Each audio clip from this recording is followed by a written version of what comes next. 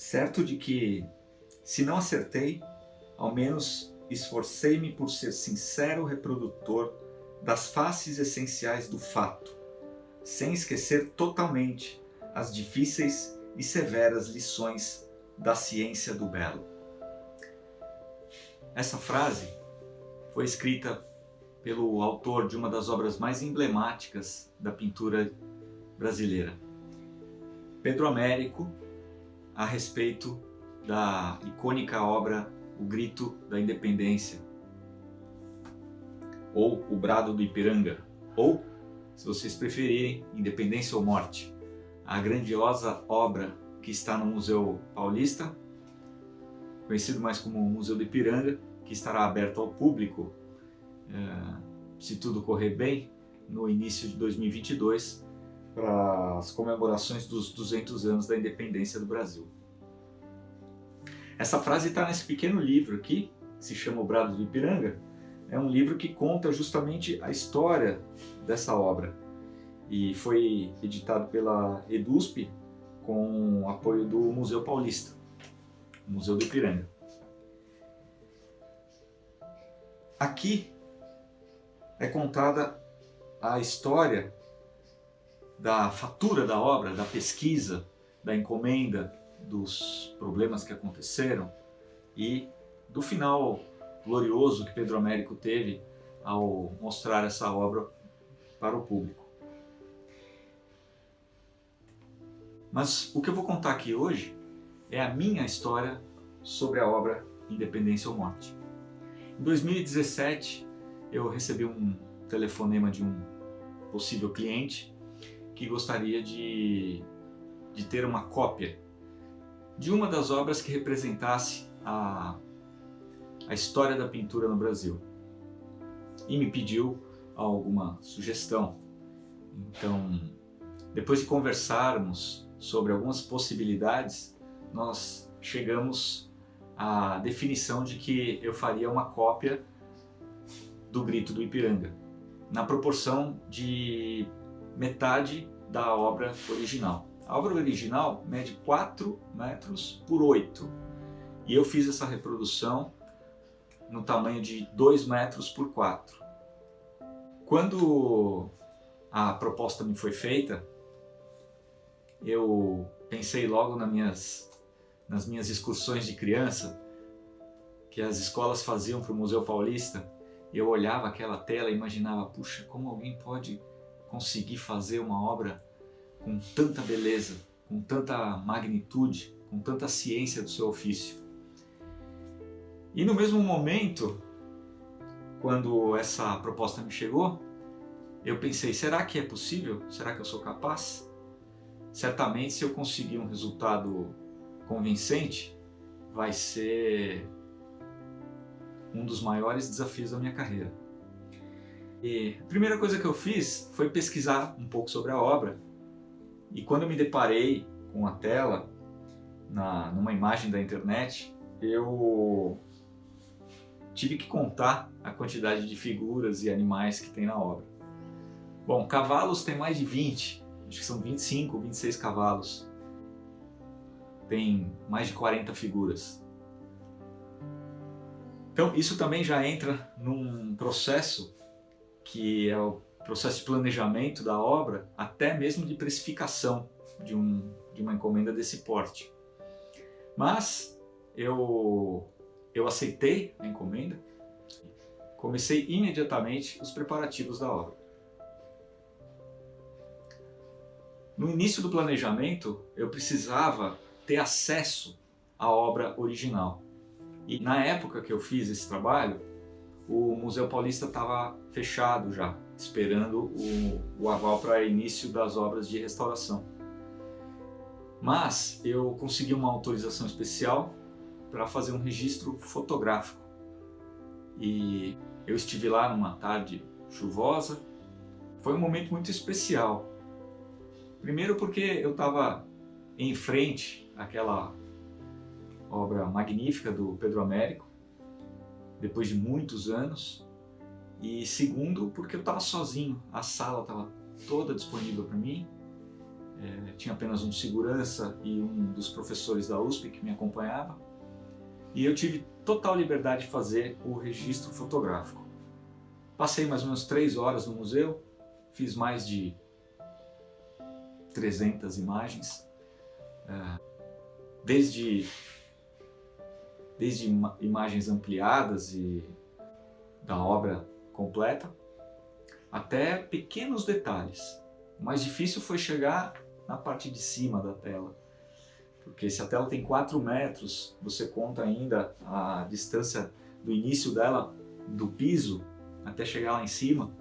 Então eu tive que subir uma escada para fotografar, mas deu tudo certo. No final eu colhi as imagens, fotografei com 2 câmeras diferentes, e a partir dessas imagens eu preparei alguns esboços, alguns desenhos, fiz estudos. Depois de fotografar a tela original, eu agendei uma visita para uma outra parte do Museu Paulista, que é uma área de pesquisa, e nessa parte eu tive acesso aos desenhos originais de Pedro Américo, os desenhos que ele usou como referência para criar os personagens. Então, se para mim já era difícil executar uma cópia, imagina para ele ter que planejar e construir uma identidade visual do zero, praticamente. Apenas conversando com pessoas, colhendo testemunhos e pesquisando sobre o tema que ele ia fazer. E ao me deparar com os desenhos, eu fiquei muito emocionado. A gente tem que vestir uma luva, mas os desenhos vêm nas nossas mãos. Eu não sei se a partir da reabertura do Museu Paulista se isso vai acontecer novamente, mas eu tive o privilégio de ter em mãos os desenhos originais do Pedro Américo, sobre os cavalos, sobre as vestimentas, os estudos das figuras. Então ele fez um estudo bem completo antes de partir para o trabalho final. E eu queria seguir os passos dele e fazer um planejamento bem detalhado da obra que seria copiada. Depois eu tive que providenciar a tela, o chassi, e nessas proporções é tudo um pouco mais difícil, mas deu tudo certo. E, enfim, eu comecei o trabalho, me preocupando bastante com o desenho no início, e usei algumas técnicas para passar o desenho para a tela. A minha abordagem em relação ao trabalho original foi criar um efeito de atmosfera presente no trabalho dele, que é uma certa poeira presente no trabalho. E eu achei que fazendo uma pré-pintura no início, eu caminharia com mais facilidade pelo processo da pintura depois.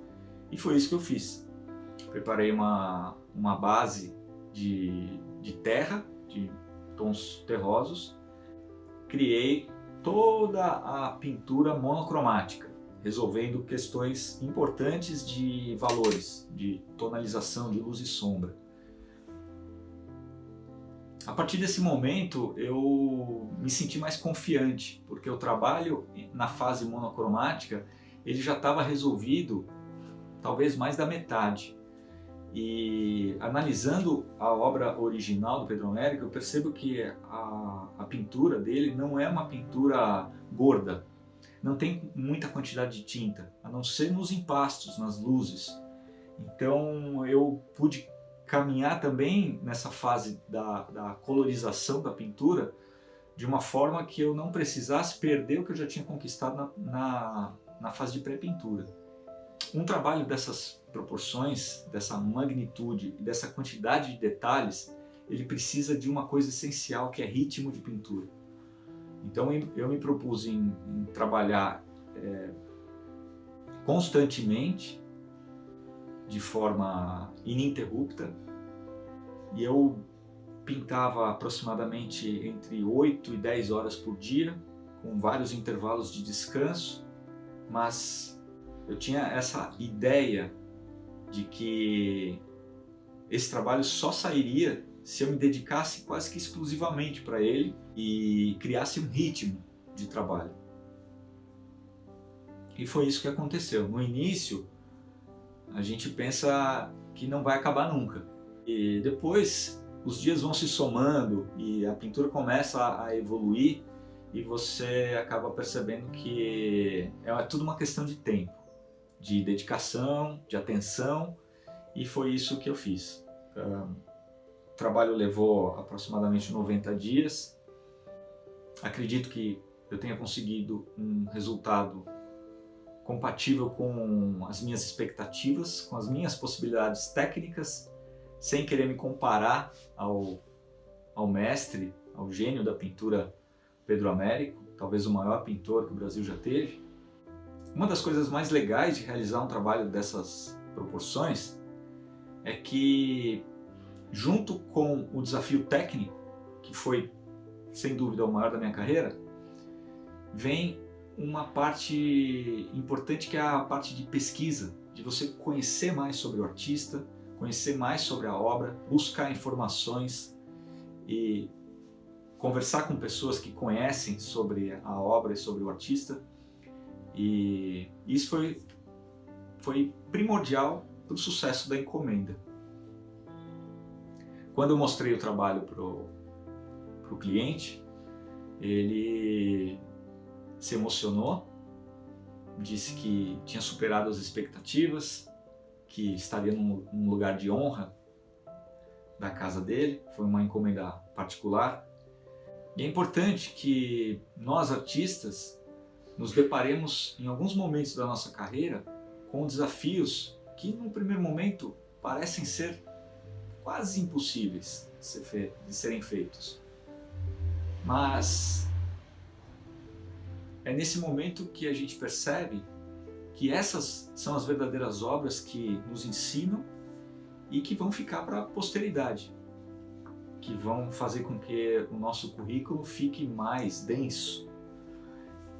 Então, eu agradeço pela possibilidade e pelo privilégio de ter copiado uma das obras mais importantes da história da arte.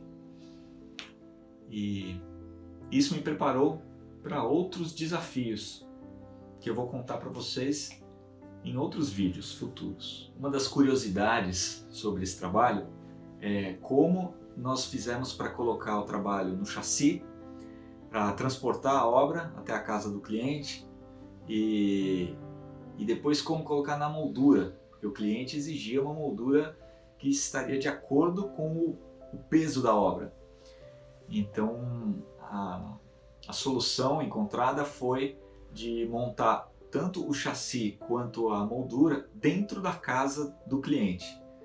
E foram momentos bem delicados, porque a molduraria não estava acostumada a fazer isso, mas eles foram muito profissionais e o resultado é esse que vocês estão vendo. E no final, tudo deu certo.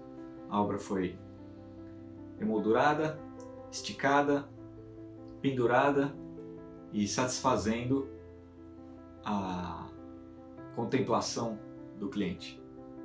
Espero que vocês tenham gostado dessa conversa, dessa história.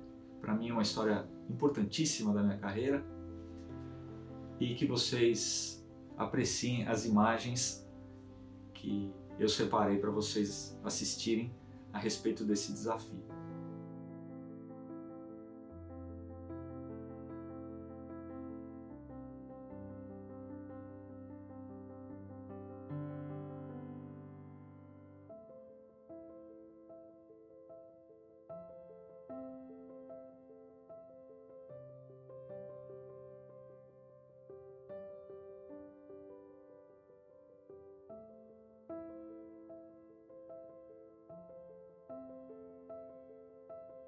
Se você gostou dessa história, se inscreve no canal, deixa o seu like, compartilha com quem você gosta. Tem muitas outras histórias bacanas que eu vou contar aqui.